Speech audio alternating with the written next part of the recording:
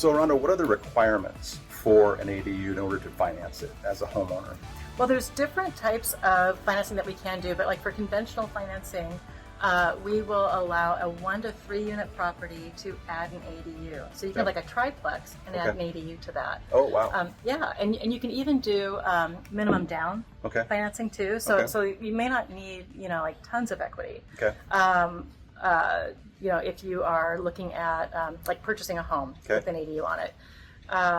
You can use programs like you're familiar with like a rehab loan, like a 203K type of program, or a conventional renovation loan, too, which allows for a lower down payment too, where you would finance. It allows you to finance the cost of the improvements, is what she's talking about. Right, so what I'm trying to say. So this would be like an improvement, but it wouldn't be like a rehab loan. It would be an improvement loan. Right. That would again be wrapped into the whole first mortgage, or would there be 2 loans? That would be 1 loan. It would be one loan. That's good. Right. Okay. Right. Good. But if you did like have a lot of equity in your home, then you might want to at that time like maybe look at doing a line of credit.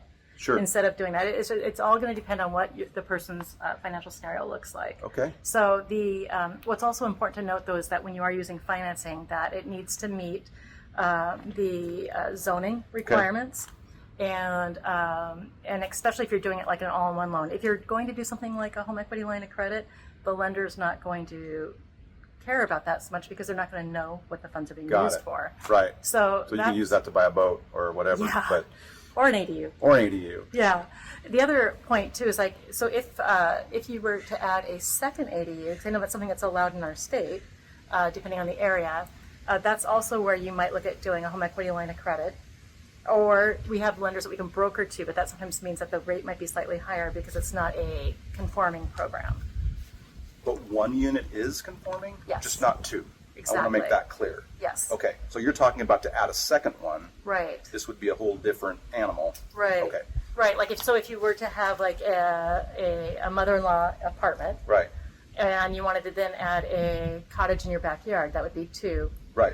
Dwelling units, accessory dwelling units. So that would be something where right now conforming lenders aren't allowing that. But when we had a conference with Freddie Mac representative on this topic, they did say that they expect that this will be something down the road possibly that will change. So this is going to evolve as more people do these things, I would imagine. Right, right, as they become more popular. Okay.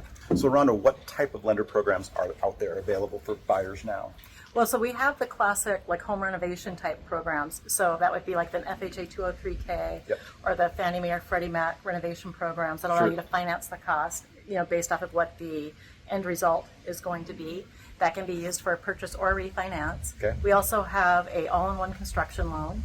Okay. And then there's also, as I mentioned, loans that we can broker to in the event that it's something that has 2 ADUs on it instead of just 1. Okay.